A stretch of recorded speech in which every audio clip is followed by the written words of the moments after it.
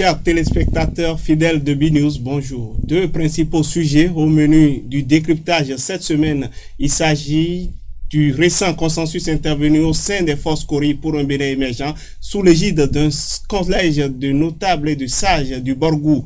L'autre actualité que devront analyser mes confrères dans un instant est la saisine de la Cour constitutionnelle par le député Rachidi Gbadamassi à la suite des propos jugés discriminatoires tenus par l'ancien ministre Aboubakar Yaya. Et pour décortiquer ces différents sujets traités par les journaux parus cette semaine, bien entendu, trois invités médias forment avec moi le carré de ce samedi. Adrien Atinkpato, bonjour. Bonjour, c'est confrère Brice. Vous êtes directeur du quotidien Le Potentiel. C'est bien ça. À votre droite, et pour faire le débat, Jos Perzo Anago, vous êtes le directeur de publication du quotidien La Dépêche. Merci de nous être venus. Merci à vous, pareil. Et notre troisième invité, il était avec nous la semaine écoulée. C'est un analyste politique. Alphonse Moïse Soudé, bonjour. Bonjour à vous, Gabin. Bonjour, chers confrères. Et merci d'avoir répondu à nouveau à notre invitation. C'est moi. Mesdames et messieurs, gardez votre position d'écoute. Le débat, c'est juste après le jingle que voici.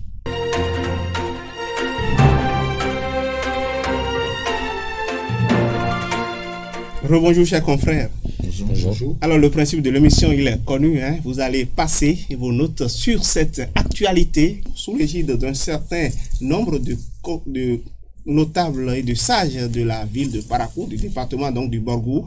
Les deux ailes dissidentes du parti se sont retrouvées pour fumer, disons, le calumet de la paix. Et cette actualité-là, on a eu un compte rendu de l'ancien porte-parole Noureinou Atchadé, que vous allez bien vouloir noter avec vos notes. Adrien Atinkpato, il commence par vous.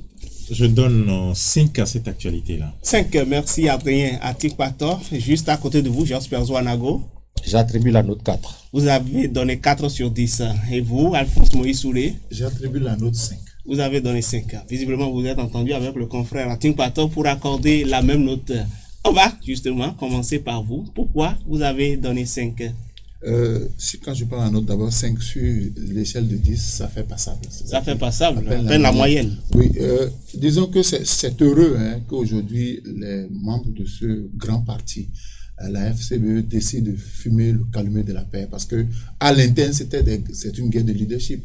Pour un parti qui a eu à diriger l'État béninois, qui avait regroupé en son sein la plupart des cadres des intellectuels, aujourd'hui se tirent les pattes, c'est vilain.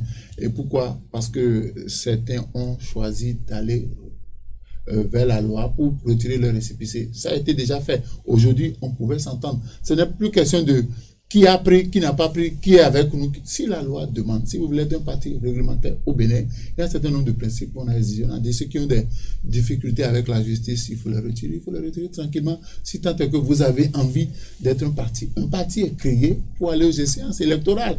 Un parti n'est pas créé pour les beaux yeux de quelqu'un. Quand vous êtes un parti politique, vous opérez sur un territoire national et qu'on a sorti des lois. Mais les conditions dans lesquelles le récépissé dont vous parlez a été obtenu ont été décriées par une certaine... Mais on n'avait pas le choix. Aujourd'hui, les résultats sont là. Ils ont leur récépissé. Ils peuvent participer aux élections municipales. C'est important parce que si ce parti-là ne va pas aux élections municipales, ils n'ont pas eu des députés. Ils n'ont pas des maires. Et s'ils continuent comme ça, c'est pas évident qu'ils soutiennent un candidat en 2021. On y reviendra, le temps d'aborder la même question avec Adrien Atinkpato. Vous savez, il y a en début du mois de janvier déjà, le leader charismatique de cette formation politique, Boni Yahi, dès qu'il est rentré au pays, a entrepris de réunir les deux ailes dissidentes de la formation politique. On avait parlé d'une réconciliation en temps, ça n'a duré pratiquement qu'un feu de paille, et quelques mois après, les dissidences ont ressurgi à nouveau. Mais on parle maintenant de réconciliation. Est-ce que vous trouvez ça sincère? C'est pour ça que j'ai attribué la note 5, donc passable. Je ne pense pas que cette réconciliation soit sincère, étant donné que, comme un aîné le disait tout à l'heure, un peu avant le début de l'émission, quand les sages, je suppose que ces sages ne sont pas membres des forces Kori pour un Bénin émergent, donc ce n'est pas des militants, ce n'est pas des militants du parti qui ont appelé les protagonistes pour se retrouver. Et quand on invite aussi des gens à une rencontre du genre, ce n'est pas sous l'égide du président d'honneur et qui a toujours son mot à dire. Il faut toujours voir que le danger est toujours à la porte. Donc le fait que Bonia ne soit pas associé associé à cette rencontre, ça pose déjà un problème. Il y a des recommandations. Deuxième chose, on a parlé, si c'était des sages venus de toutes les régions du Bénin qui se sont retrouvés pour dire aux protagonistes, voilà la conduite à tenir, c'est encore mieux. Mais on a parlé des cadres. Je ne sais pas, est-ce que, je ne dis pas du septentrion, mais d'une commune. C'est-à-dire, c'est pas tous les septentrions. Mais elle était représentée au moins. Non, justement, cette représentation pose déjà problème. Qui sont ceux qui sont, est-ce que ceux qui ont convoqué cette rencontre-là sont habilités? La première des questions. Et à mon sens, non. Lorsque deux personnes, oui, bien sûr, parce que il s'agit là d'un parti politique. Ce n'est pas une question où c'est des sages qui vont intervenir. Est-ce que c'est prévu dans les tests des forces corruption et Bénin émergents ou en cas de crise comme ça que des personnes externes au parti politique puissent les appeler et dire bon, nous voulons maintenant vous réconcilier. Est-ce que c'est prévu dans les tests? Si c'est prévu même dans les tests, qui sont ceux qui sont habilités à le faire? Est-ce que c'est des personnes externes? Est-ce que ce n'est pas des gens du parti politique, là, membres du parti politique, des militants, des sympathisants? Oui. Est-ce que ceux qui ont convoqué cette rencontre-là ont eu cette autorisation de qui? De Yahi Boni, je n'en sais rien. Mais si on en arrive à faire une rencontre du genre sans que des personnes... Quand vous prenez par exemple, que ce soit au niveau de Porte-Nouveau, dans les collines, dans le Mono ou encore à Cotonou, il y a toujours des sages qui sont là. Si ces sages-là organisés, on sait que c'est une rencontre des sages au plan national. On peut inviter des sages venus de plusieurs communes du Bénin ou en tout cas de tous les départements du Bénin. Mais quand on dit que c'est des sages seulement d'une localité, et on a invité Paul Humpé pour se retrouver, je ne sais pas Paul Humpé ou qui, pour se retrouver et dire bon, et on a fumé le calme de la paix et tout, ça ressemble ça manque de sincérité. Ça manque de sincérité. Et mieux quand l'autre, l'ancien député de l'ancien député et fils de Bassila, je crois, vient raconter qu'il y a une réconciliation et tout, alors qu'hier il était dans une posture de fait destituer l'actuel secrétaire d'équilibre. Donc ça pose un problème. Je ne trouve pas qu'il y ait de sincérité là. Le plus important pour oui, c'est d'aller aux élections. Et je pense que ce qui a été fait, c'est que Noureni Achani a dû négocier avec Humpé pour pouvoir positionner les siens pour aller aux élections. C'est le plus important. Comme ça, vous interprétez la chose. Surtout qu'il était déjà soupçonné et d'être positionné comme maire de Bassila. Jos Perzo Anago, le confrère à Tinkpato a trouvé tout à l'heure que les sages qui ont initié cette rencontre-là ne sont pas fondés à faire la chose. Ils ne sont pas habilités à le faire. Mais c'est à saluer quand même, non, l'élan de cohésion, de consensus qui est en train d'être obtenu au sein du parti FCBE. Mon cher confrère, vous avez raison en revenant sur ces aspects. Et puis je voudrais particulièrement reconnaître en mon confrère co-débatteur Adrien Tinkpato d'avoir tiré dans le mille. Franchement, je lui en sais gré. Ce n'est pas de mes habitudes, n'est-ce pas, de le féliciter. Bon, ceci dit, vous vous souvenez, j'ai donné la note 4. Je pouvais descendre encore moins. Mais pour dire ceci, on peut se féliciter du fait qu'à un moment donné, pour réduire une crise, les sages se retrouvent quelque part dans une région de notre pays pour apporter leur partition. Cela, on l'a toujours voulu, quelle que soit la forme que prendront les crises. Maintenant, pour ce qui nous concerne ici, et il a dit, Adrien Tinkpato, je lui en sais gré, il est inconcevable que on se retrouve comme ça entre quatre murs dans le Borgo, que ce soit dans la Liborie ou même à Ketou, ou sais-je encore, et que les décisions ou les volontés émises par ces sages puissent faire foi et s'imposer à un parti qui a ses règles. Ça, il l'a dit, et je suis tout à fait de son avis. Alors, ici, nous sommes en présence de sages du Borgo qui sont retrouvés et qui ont réglé des problèmes, me semble-t-il, qui concernent les fils du terroir. Ça peut participer en partie de la résolution de la crise au sein du parti. Mais dire que on part de là. Et puis si vous voyez les résolutions ou les décisions qui ont été qui sont issues de cette assise-là, c'est pratiquement la reconduction de ce qui fâche une grande partie des membres de FCBE. Qu'est-ce qui fâche? Certains disent, nous préférons aller d'abord à un congrès extraordinaire avant d'aller aux élections. Oui. On est d'accord. C'était la principale pomme de discorde. Et ça, qu'est-ce qui a été reconduit? On dit, allez d'abord aux élections et après, on verra 2 semaines après ou quelques jours, après l'installation des conseils. On n'a fait que déplacer le mal, selon vous. Bon, alors, on a reconduit pratiquement les mêmes problèmes qui se posent. Et donc, je me dis, ce qui a été fait... Mais c'était pour les querelles, c'est à saluer, non? Mais de façon circonscrite, parce que les querelles vont se taire peut-être entre Nourenou et certains membres de FCBE, mais pour autant, dans mon diacotomé ou dans mon Pobé ou sais-je encore, ce n'est pas résolu pour autant. Donc moi je trouve que on n'a pas pensé la plaie et on dit qu'on ira rendre compte au président d'honneur. J'attends de voir la réaction du président d'honneur dont on connaissait déjà la position. Et n'oublions pas le dernier message que Boniaï a adressé à la population en général et aux membres, aux militants du FCBE. D'accord. Jospin Anago, je vais rester sur vous. Vous semblez dire là que c'est comme si le camp de Paul Humpé a pris le dessus sur l'aile dissidente. Est-ce qu'on peut analyser un peu ce consensus-là, le fait d'avoir différé justement sa destitution, le congrès qui était projeté pour les destituer? Est-ce qu'on peut analyser ça comme étant une victoire? Je n'ai aucune souvenance, chers confrères, qu'il a été retenu que le prochain congrès ou le congrès envisagé était pour la décision de qui mais c'est ce qui est suscité un peu partout. Si Paul ou ceux qui sont avec lui ont peur d'aller au congrès, et là, je respecte leur pusillanimité, mais je voudrais dire ceci, on n'a jamais demandé à ce que je sache que le congrès sera l'occasion de destituer qui que ce soit. Mais pourquoi aujourd'hui avoir peur d'un congrès? Si l'on a peur d'autre chose, alors on peut avoir peur d'un congrès. Sinon, le congrès, c'est dans la droite ligne des choses qui peuvent se passer au sein d'un parti politique. On aura compris. Alphonse Moïse Soulier, c'est vrai, la FCBE avait accusé assez de retard par rapport au terrain politique. La crise qui les a secoués pendant longtemps a fait qu'ils étaient pratiquement absents sur le terrain politique. Est-ce qu'avec le consensus intervenu, vous trouvez qu'ils vont rattraper leur retard? Non, vous savez, le consensus là était obligatoire.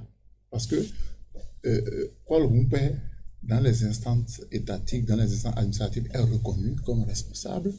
C'est lui qui va confectionner les listes. Vous entendez avec moi, je positionne vos éléments vous-même. Vous n'êtes pas d'accord, je vous fous dehors. Et je vous fous dehors. C'est aussi simple que ça. Donc, ce n'est pas, on n'est pas allé régler une crise.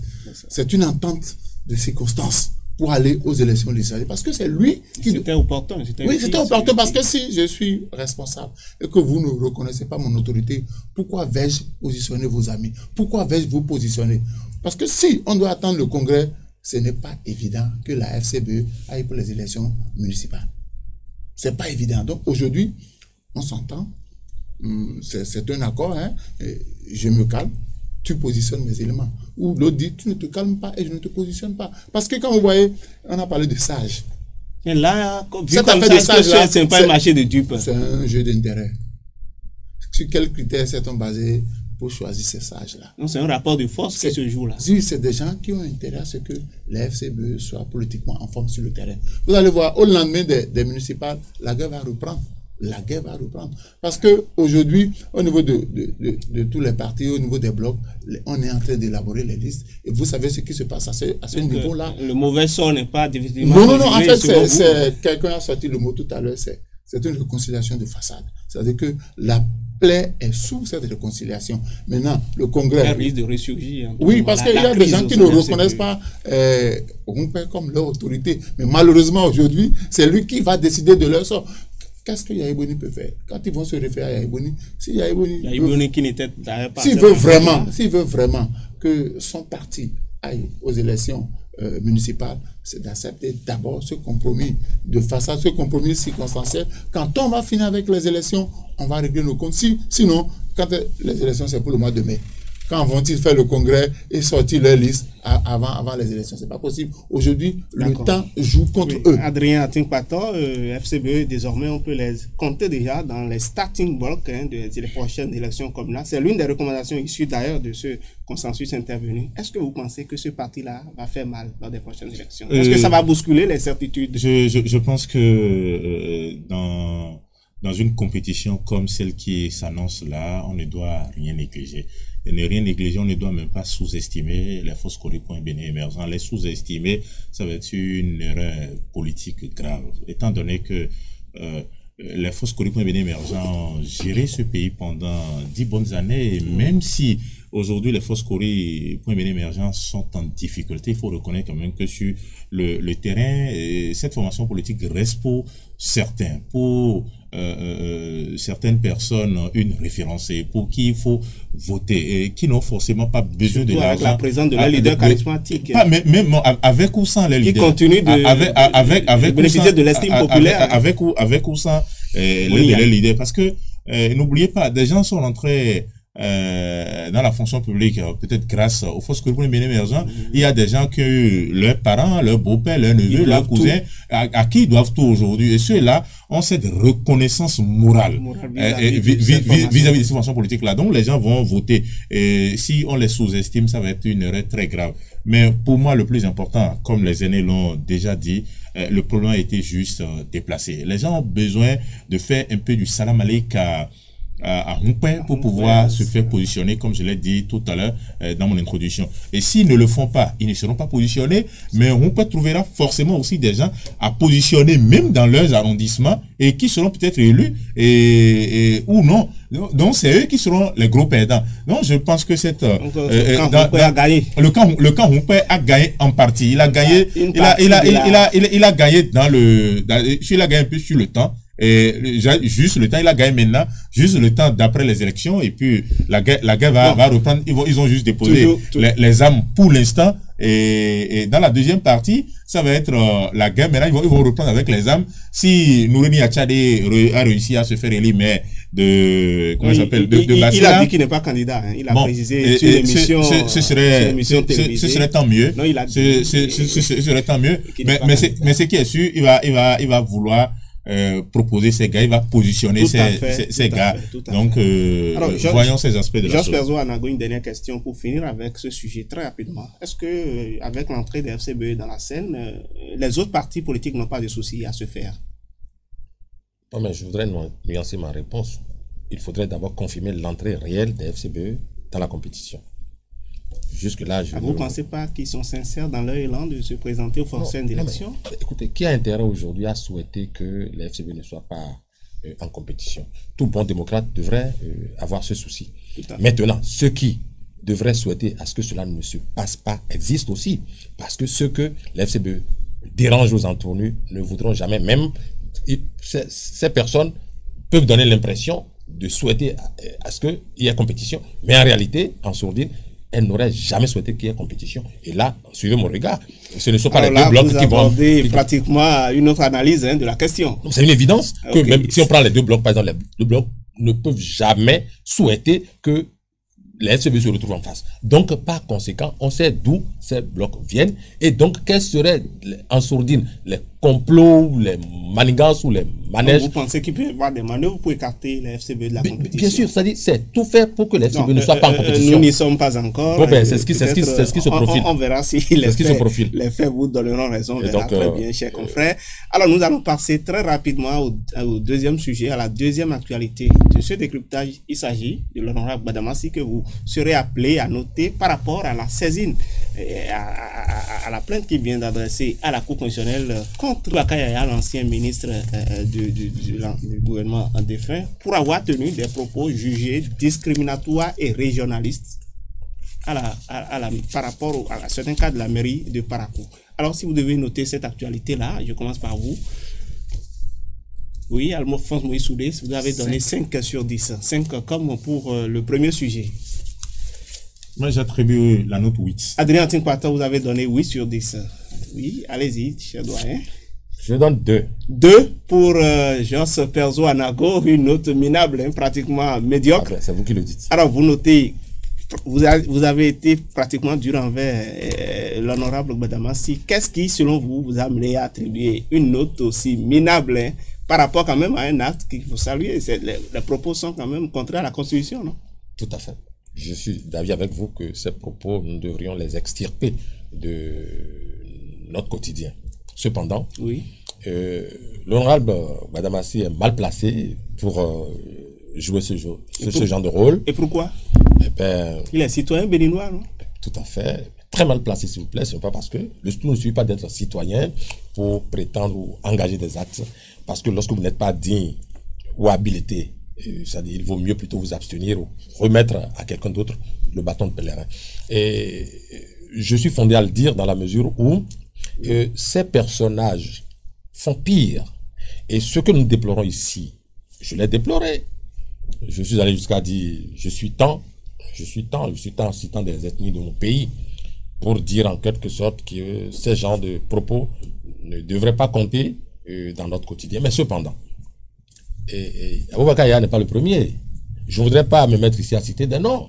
Il y a une célèbre dame, une femme politique que vous connaissez bien, aussi bien que moi, ici dans le 6e arrondissement, pour ne pas citer Kodomé, qui a tenu des propos aussi dangereux, aussi acerbes et dévalorisants pour la cohésion nationale. Elle n'a pas été inquiétée. Et ça, si vous me poussez, je vais vous donner, je vais citer deux noms. Si vous me poussez, je vais citer deux noms pour être crédible vis-à-vis des si vous internautes. Rafraîchir la mémoire, pourquoi pas. Madame Prudencio Claudine. Et vous pouvez un peu mettre nos téléspectateurs dans le souvenir de ces propos. Tout à fait, c'était en 2018. Et ces propos, elle les a tenus en meeting à Godomé. Bon, nous n'allons pas vous laisser. Bon, alors, détailler. Donc, il y a eu ça, il n'y a pas eu de réaction.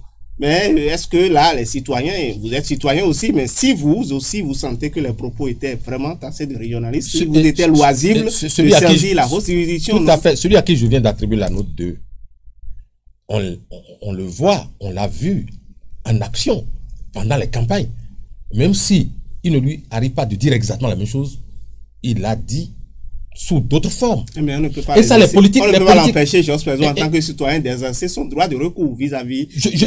Mais moi, je suis aussi, en tant que citoyen, je peux aussi le noter par rapport à ce que il n'est pas habilité à faire ce genre de job. Merci. Voilà. Alphonse Moïse Soudé, vous avez vu, Gbadamassi, qui quand même a pris contre-pied du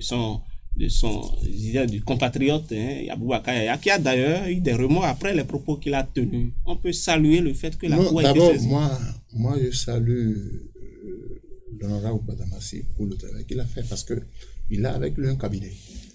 Les députés ont droit à un cabinet pour les aider à réfléchir sur les questions.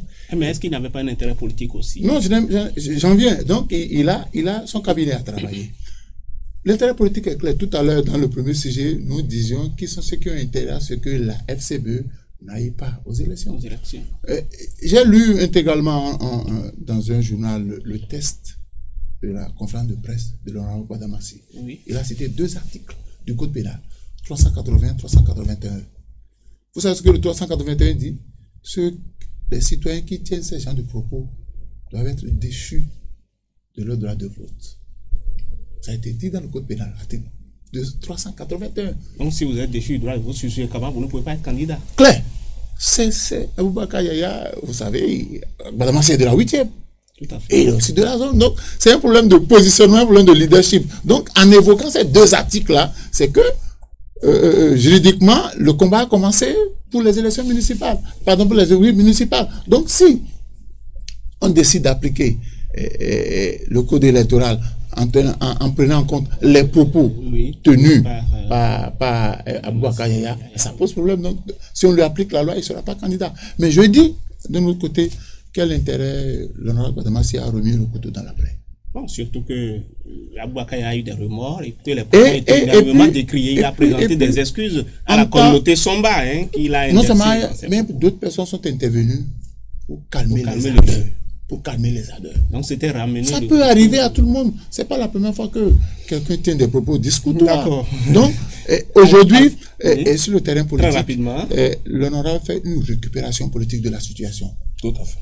Il fait une récupération politique. C'est une stratégie pour se repositionner. Mais oui, pour déjà sur le terrain, pour ne pas, parce que lui, Badamassi, avec la nouvelle décision, Badamassi ne peut pas être candidat. Tous ceux qui occupent des postes de responsabilité, bon, c'est ce qui a été dit, ne peut pas être candidat sur la liste des municipales. Donc il faut déjà les gros poissons qui pourraient empêcher. Il faut trouver des oppositions politiques pour les éliminer. Donc c'est de bonne guerre. Est-ce que vous faites la même lecture, Adrien Ating-Pator? Vos confrères ont pris le contre-pied de la note que vous avez donnée. Justement, je ne suis pas d'avis avec mes aînés, mes co-débatteurs.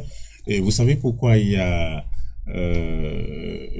Aboubakar Yaya a été ministre de la fonction publique dans ce pays-là, ministre d'État, chef de la fonction publique. Et vous n'êtes pas sans savoir également aussi, je ne suis pas fonctionnaire de l'État, mais dans la fonction publique, c'est dit qu'on peut servir partout où besoin sera. Partout. Le secrétaire général qui a été indexé est un cadre du ministère de la décentralisation. Et c'est la mairie qui a écrit.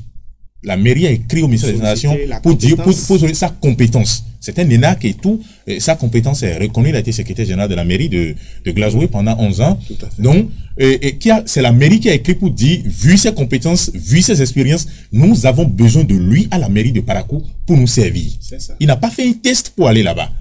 Et lorsque votre commune sollicite, à travers ses responsables, sollicite l'expertise de quelqu'un pour venir servir votre commune. Et ce que les gens ne savent pas, surtout c'est important de le rappeler dans la tête de la décentralisation, dès que vous sollicitez un cadre comme ça, qui est un cadre du ministère de la décentralisation, un fonctionnaire de l'État, il ne prend pas de salaire à la mairie, il prend juste des primes. Non, l'État continue de payer son salaire. Et ça fait, c'est des avantages pour la commune. Aujourd'hui, la mairie de Parakou ne débourse pas de l'argent pour payer son salaire, mais plutôt des primes. Puis il est déjà un fonctionnaire de l'État. Et celui-là peut aller servir à Natitengu, à Banikwara, à Paparapanga, partout où on le sollicite parce qu'il est un fonctionnaire de l'État.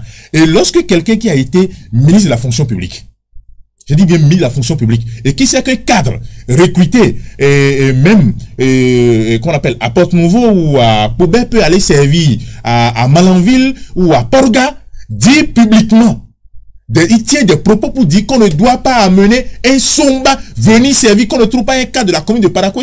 C'est un somba qu'on amène pour servir. Non, pas du tout. C'est extrêmement dangereux. Et là où moi je ne suis pas d'accord avec mon aîné, c'est que si à supposer que d'autres chefs de partis politiques ont tenu ces genre de propos par le passé et que rien n'a été fait, c'est peut-être ça qui a encouragé que d'autres personnes ont continué de tenir ces mêmes propos. Et aujourd'hui, pour décourager ça, Badamassi a bien fait de saisir la haute juridiction pour qu'il y ait une décision, pour dire désormais aux chefs de partis politiques, aux hommes politiques qui tiennent ces genres de propos qui sont dans le décor. Et qu'on ne doit pas continuer par tenir ce genre de propos. Et moi je dis, aujourd'hui, Badamassi a bien fait. Le tout ne suffit pas. Je dis ceci. On nous a dit quelque chose en formation, en journalisme. Lorsque vous prenez une poule que vous plumées et que les plumes s'envolent par, sont emportées par le vent. Est-ce que quand on demande d'aller chercher ces plumes-là pour venir coller à la poule, est-ce qu'on peut le faire? L'information qui est partie, elle est extrêmement dangereuse. Et quand ça vient d'une personnalité, si c'est un Toumeka, si c'est un Toumeka, je viens. Si c'est un Toumeka du quartier qui a tenu le propos, on peut encore faire les yeux là-dessus. Mais quelqu'un qui a été ministre de la République, de la fonction publique de surcroît, qui tient le propos, c'est extrêmement grave. Et mieux, intérêt politique, c'est normal. Badamassi est de Parakou comme Aboubakar Yaya. Et non seulement, moi je ne vois pas seulement l'intérêt politique, mais il faut mettre fin à ça. Badamassi, il n'est pas candidat aujourd'hui face à Yaya, mais aujourd'hui peut défendre sa formation politique. Badamassi, même en présence de Yaya, Badamassi, candidat 10 millions de fois, c'est-à-dire Yaya sera battu. Yaya, on peut le solliciter. Pas du tout. On peut solliciter le président américain venir faire campagne pour Yaya contre Badamassi à Parakou. Il ne pourra pas battre Badamassi. Badamassi est un dinosaure à Parakou, c'est un homme politique à respecter parce qu'il est vraiment populaire et il n'a pas besoin des coups politiques à un novice politique, si vous voulez. Les propos tenus par Yaya sont suffisamment graves. Badamassi a bien fait de saisir la cour. Merci Adrien Ating-Pator, on aura compris le fond de votre pensée. Jean-Pierre Nango, je vais vous faire une question rapidement. Adrien Ating-Pator a semblé le dire tantôt, la compétence du secrétaire général de la mairie, qui est indexé par l'ancien ministre Aboubakar Yaya. Apparemment, Aboubakar Yaya n'a pas vu le développement de Parakou à travers les propos. Est-ce que vous ne faites pas également cette lecture-là? Parce que vous semblez l'avoir encouragé en donnant la note 2 tout à l'heure au recours formulé contre sa personne par Badamassi. Je vous en prie, cher confrère. Quelqu'un qui a souci du développement de Parakou peut-il tenir ces propos-là? Vous permettez que je vous dise que je n'ai nullement encouragé Aboubakar Yaya. Pas du tout. Je l'ai dénoncé, par exemple, sur les réseaux sociaux, sur mon profil Facebook. Je l'ai véhément dénoncé. Cependant, je dis, et je le répète, le porteur de la plainte du recours, cette plainte n'est pas crédibilisé pour le faire, dans la mesure où on le voit sur le terrain politique. Vous continuez de lui dénier ce droit-là. Enfin, il n'est pas crédibilisé. Il en a peut-être le droit, mais il peut faire user ce droit par quelqu'un d'autre. Mais il a voulu se mettre au devant de la scène. Je ne voudrais pas ici citer des cas. Moi, je parle sur pièce. Vous savez, il y a quelques mois en arrière, l'actuel maire de Parakou, qu'on a vu aussi prendre à bras le corps ce problème. On a vu le maire tenir des propos et rappeler tout ce que Aboubakar Yaya avait à dire. Mais on a vu le maire qui a posté des lettres invitant à Cotonou dans des termes que certains ont dénoncés ici à l'époque. Les ressortissants du Nord, par exemple. Et sur les réseaux sociaux, les gens sont venus lui dire, mais non, monsieur le maire, retirez ce passage, ce n'est pas bien. Voilà. Donc, je n'encourage pas ces faits, je n'encourage pas ces propos, mais je dis, ceux qui les tiennent, quand ça les arrange, ils les tiennent, et ils se retrouvent en ardents défenseurs de la cohésion nationale. Et donc, lorsque moi j'entends mon confrère, ils font de la récupération. Je dis non à la récupération. Merci. Il faudrait appeler les choses par leur nom. Merci, cher confrère, nous allons finir. Vous savez, oui, allez-y. Moi, je ne suis pas surpris. J'ai fait 12 ans au Nord. Et ce discours-là. Vous n'êtes pas surpris des propos? Non, ce discours-là. Oui. Ce discours. Oui. Entre les Soma et les Batombo. Si vous voyez un historien, il va vous dire ce qui se passe.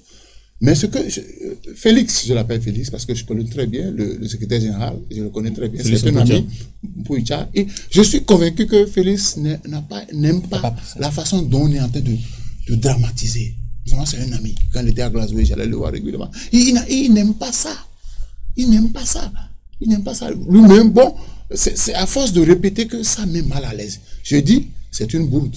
L'intéressé a reconnu que c'est une bourde. Il a présenté ses excuses. Basta, on s'arrête là. Il ne faut pas continuer, pas envenimer ces débats-là. Non, je dis c'est une bourde. Quelle suite vous envisagez pour ce dossier, cette affaire? Non, la Cour va trancher. C'est clair que Aboubakar Yaya a violé la Constitution. Mais quand on va sur le terrain du code pénal, si on doit lui appliquer la loi, il risque de ne pas être candidat. D'accord. Merci, chers confrères. Merci à vous d'avoir accepté de partager avec nos téléspectateurs votre lecture sur les différentes actualités de cette semaine. Et cette émission se poursuit. Et dans l'instant qui va suivre, je vais recevoir par ici le confrère Dios Tchacha pour nous présenter la revue de presse en ligne. Caro. Non, il faut partir, c'est bon. Aïe, il est soit il a mis. C'est ça une erreur. Des moments que tu as quoi, tu vas voir pif. Pourquoi depuis tout le temps que vous voyez les scènes que j'arrête? Je t'ai payé. Moi, c'est Midjan, c'est Midjan. Il y a Semidjan et il y a Semidjan.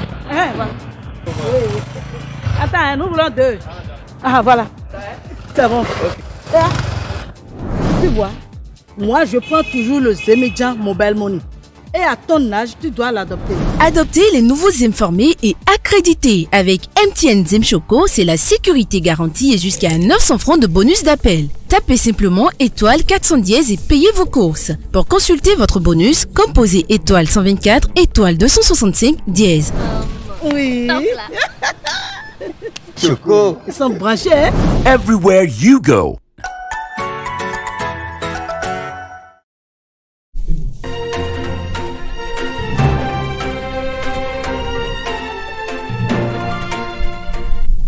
Dios Tchacha, bonjour. Oui, bonjour Gabin. L'actualité est traitée par la presse en ligne, c'est avec vous.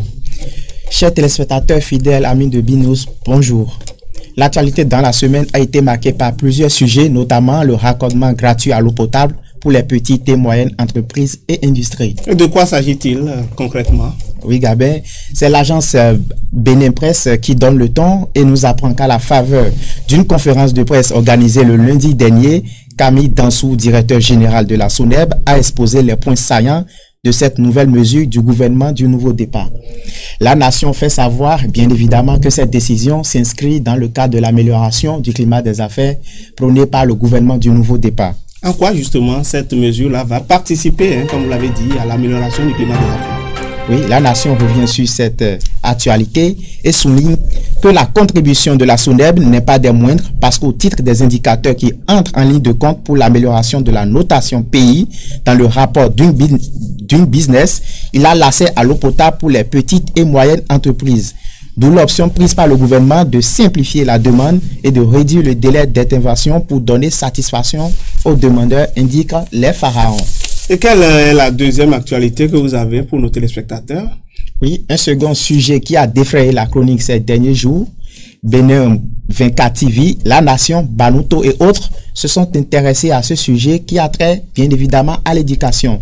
Il s'agit du calendrier des examens qui est désormais connu. À Bénin 24 TV d'affirmer que les candidats aux différents examens de fin d'année sont désormais fixés sur leur sort. Sur la date bien évidemment des compositions. À l'auteur de l'article de souligner que le mardi 3 mars 2020, les ministres des 3 ordres de l'enseignement ont sorti un arrêté interministériel. Et que dit justement l'arrêté? C'est Banuto qui est revenu sur le contenu de l'arrêté et fait savoir que pour le brevet d'études du premier cycle BPC, les candidats vont composer du mardi 2 au jeudi 4 juin 2020. Qu'en est-il des candidats du certificat d'études primaires, le premier diplôme scolaire? Oui, Bénin 24 TV a laissé entendre que les examens du CEP, y compris les épreuves d'EPS, vont se dérouler du 8 au jeudi 11 juin 2020. Quant aux épreuves du bac, session normale, elles se tiendront du mercredi 17 au samedi 20 juin 2020. Il faut noter que le calendrier a été établi suite à de nombreux travaux qui sont menés par la commission interdirection en date du 13 janvier 2020. Vous avez un troisième sujet, une troisième actualité pour nos confrères, pour oui, nos téléspectateurs. Oui, il a une actualité qui a marqué le monde du sport. C'est le Bénin qui a été retenu par la FIFA pour abriter le championnat d'Afrique de football. Pharaon revient sur cette information et indique que dans le cadre de la mise en œuvre de la convention de coopération entre la Fédération internationale de football, la Fédération béninoise de football et le gouvernement béninois, le Bénin a été retenu pour accueillir le championnat d'Afrique de football des écoles. Merci Gabin pour l'attention. Merci Dios Tchacha, vous étiez là pour assurer à nos téléspectateurs la revue de presse vue par la presse en ligne. Edmond Fonton, c'est mon invité. Elle est leader politique, doctorante en sciences de l'environnement, santé et développement. Avec elle, nous parlerons du militantisme politique des femmes en cette veille de la célébration de la Journée internationale de la femme. On la retrouve juste derrière la page publicitaire que voici. Nous sommes la banque qui vous accompagne le mieux. Nous sommes la banque qui vous aide à concrétiser vos projets. Nous sommes dans 20 pays en Afrique avec une présence à Paris, Londres et New York. Mais aussi à 2 pas de chez vous. Nous disposons de moyens sûrs pour vos transactions financières. Nous nous adaptons